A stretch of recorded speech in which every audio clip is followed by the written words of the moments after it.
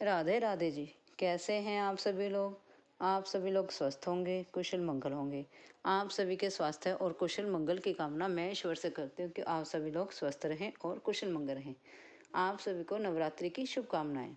जैसे कि आप सभी जानते हैं कि आज जैसे कि आप सभी लोग जानते हैं, नवमी का नवरात्रा माँ सिद्धिदात्री के नाम होता है। सिद्धिदात्री सिद्धिदात्री के नाम होता है। माता सिद्धिदात्री को हलवा पूरी का प्रसाद लगता है और माँ को पान सुपारी, ध्वजा, नारियल और लाल चुनरी ये सब बहुत पसंद है। ये उनको अर्पित होती हैं सभी चीज़ें। और माँ सिद्धिदात्री जो होती है, सभी काम सिद्ध करने वाली माता होती है। इनकी पूजन से हमारे सारे काम अपने आप ही बनते चले जाते हैं। माँ सिद्धिदात्री माँ पार्वती का ही रूप है, दुर्गा का ही रूप है। और माँ भगवान शिव ने भी, जो भगवान शिव हैं, उन्होंने भी अपनी सिद्धियाँ माँ सिद्धिदात्री से ही प्राप्त की थी। माँ सिद्धिदात्री की पूजा याचना करने से हमारे काम सभी सिद्ध हो जाते हैं और हमें सभी सिद्धियों की प्राप्ति होती है। और हम हमारे मन में, हमारे जीवन में किसी भी और चीज़ को पाने की कोई भी इच्छा नहीं रहती है।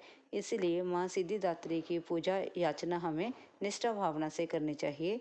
और माँ सिद्धिदात्री को के दिन, नवमी के दिन भी कुछ लोग कंजकें बिठाते हैं, कंजक पूजन करते हैं। तो हमें उस दिन कंजक पूजन कर लेनी चाहिए। और कंजक पूजन करने के लिए हमें साफ़ सुथरे स्वच्छ कपड़े पहनने चाहिए और श्रद्धापूर्वक ही उनका पूजन करना चाहिए। वैसे तो कन्याओं के लिए हर दिन एक जैसा होता है, और अगर हम कन्याओं की हर रोज़ रक्षा करें, रिस्पेक्ट करें, तो हर दिन अष्टमी है और हर दिन ही नवमी है। इसलिए हमें लड़कियों का, कन्याओं का, इन बच्चियों का सुरक्षा के लिए कुछ विशेष ध्यान रखना चाहिए और हमें इनके प्रति जागरूक रहना चाहिए। और माता सिद्धिदात्री की हमें श्रद्धापूर्वक पूजन करना चाहिए। उन्हें श्रद्धा के साथ सारा सामग्री, सामान का सामान, चुनरी, फूल, फल और मिष्ठान, अगर हमारे में क्षमता ना हो तो हम बताशे भी उनको अर्पण कर सकते हैं, वरना हलवा पूरी तो हर कोई ही अर्पण कर सकता है। और आप सभी को माँ सिद्धिदात्री की पूजा की हार्दिक शुभकामनाएं। आप सभी के लिए ये नवरात्रे जो हैं, नवरात्रे शुभ रहे हों। मैं यही भगवान जी से प्रार्थना करती हूँ कि इन नवरात्रों में आप सभी के यहाँ खुशियाँ भर कर लेकर आएँ और सभी काम सिद्ध हो जाएं। जिनको जो चाहिए वो मिल जाए, यही मेरी प्रार्थना है। आप सभी को नवरात्रि की शुभकामनाएं। आपको वीडियो अच्छी लगी हो, लाइक और सब्सक्राइब जरूर करें। थैंक यू जी। राधे राधे जी। कैसे हैं आप सभी लोग? आप सभी लोग स्वस्थ होंगे, कुशल मंगल होंगे। आप सभी के स्वास्थ्य और कुशल मंगल की कामना मैं ईश्वर से करती हूँ कि आप सभी लोग स्वस्थ रहें और कुशल मंगल रहें। जैसे कि हम सभी जानते हैं, नवरात्रि चल रही है। नवरात्रि के 9 दिन को, जिनमें माँ की, देवी माता के 9 स्वरूपों की पूजा की जाती है, उसे नवरात्रि कहा जाता है। और नवरात्रि का 9वां दिन, जिस दिन माँ सिद्धिदात्री की पूजा की जाती है, माँ सिद्धिदात्री जो है वह हमें सिद्धि देने वाली है, हमारी सभी मनोकामनाएं पूरी करने वाली है। रिद्धि सिद्धि देने वाली माता को माँ सिद्धिदात्री कहते हैं।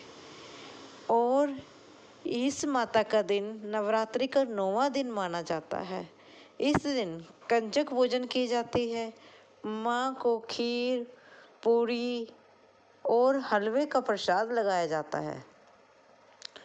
और इस दिन भेंट स्वरूप माँ को पान, सुपारी, नारियल, ध्वजा, चुनरी, चूड़ियाँ, मेहंदी, रोली, सिंदूर, ये सभी चीज़ें, कुमकुम, इत्र, ये सभी चीज़ें जो है माँ को भेंट स्वरूप भेंट की जाती है। और माँ की यह 9 रूप हमें सब कुछ देने वाले हैं। हमें रिद्धि सिद्धि धन दौलत ऐशो आराम सुख शांति स्वास्थ्य सब कुछ देने वाले हैं।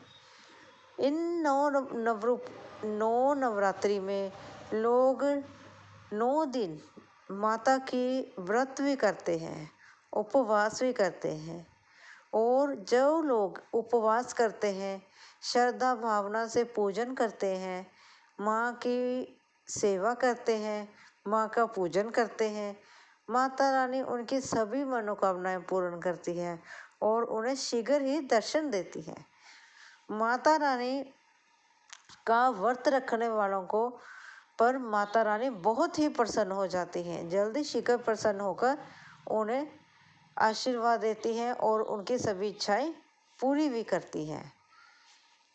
जो 9वां दिन होता है, इस दिन आपको ये तो सभी को पता है, खीर पूड़ी हलवा प्रसाद लगता है। 9वें दिन कंजक पूजन की जाती है।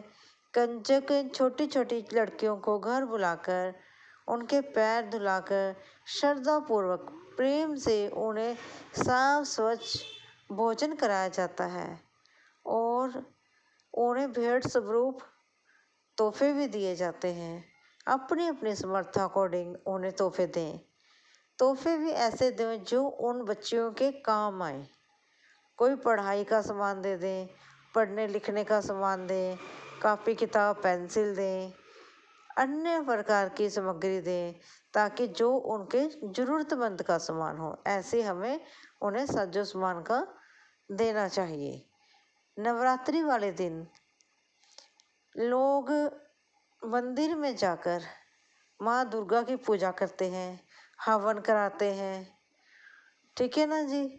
ये 9 नवरात्रे बड़ी श्रद्धा पूर्वक से मनाए जाते हैं। इसी प्रकार से जैसे अब ये आश्विन के नवरात्रे चल रहे हैं, इसी प्रकार से चैत्र के नवरात्रे भी होते हैं और गुप्त नवरात्रे भी होते हैं। चैत्र के नवरात्रे और आश्विन के नवरात्रे जो होते हैं, वह धूमधाम से और सजावट से धूप दीप सब कुछ इस प्रकार से मनाए जाते हैं। लेकिन जो गुप्त नवरात्रे होते हैं, वह गुप्त तौर से ही मनाए जाते हैं। वह दिखावे में किसी को पता ही नहीं चलता कि नवरात्रि चल रहे हैं। अपने अंदर से ही नवरात्रि मनानी होती है, वह गुप्त रूप से। ठीक है ना जी। आप सभी जो नवरात्रि में व्रती रहे हैं, जो उपवास किया है, उन सभी को अपनी सेहत का पूरा ध्यान रखना चाहिए। उन्होंने माता रानी को खुश करने के साथ साथ अपनी सेहत में भी सुधार किया है, क्योंकि उपवास भी हमारे शास्त्रों में इस प्रकार से बताया गया है, जैसे कि किसी दिन हम अगर कुछ ना खाएं, उपवास करें, तब हमारे शरीर का जो अंदर का संचालन होता है, वह सही ढंग से सुचारू ढंग से कार्य करने लगता है और हमें कभी कभी उपवास जरूर करना चाहिए। और आप सभी को इन नवरात्रों की बहुत बहुत शुभकामनाएं हैं। माता रानी करे आप स्वस्थ रहें, खुश रहें, आपका जीवन खुशहाल रहे। यह नवरात्रि आप सभी के जीवन में ढेर सारी खुशियाँ लेकर आए और आप सभी की मनोकामनाएं पूर्ण हो। इसलिए आपको ये 9 नवरात्रि 9 दिन की पूजा, 9 देवियों की पूजा की बहुत बहुत हार्दिक बधाई हो। और फिर 10वां दिन